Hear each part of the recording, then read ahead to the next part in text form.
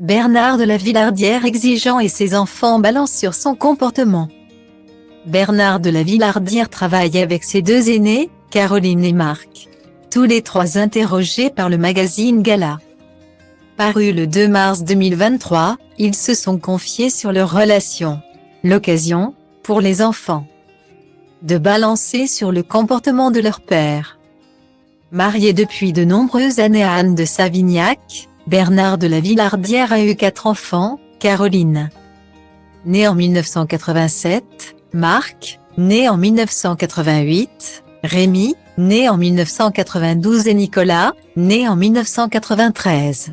Les deux aînés travaillent aux côtés de leur père au sein de Ligne de Front, la société de production créée par le présentateur d'enquête exclusive.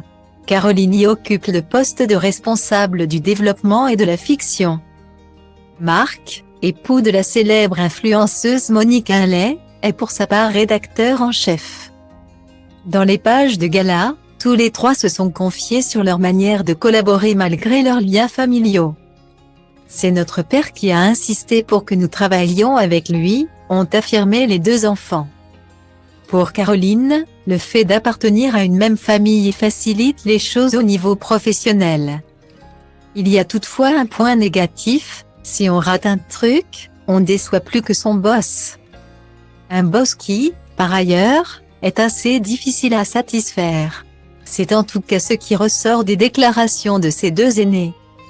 Mon père est exigeant. Ça part parfois dans les tours, a ainsi concédé Marc.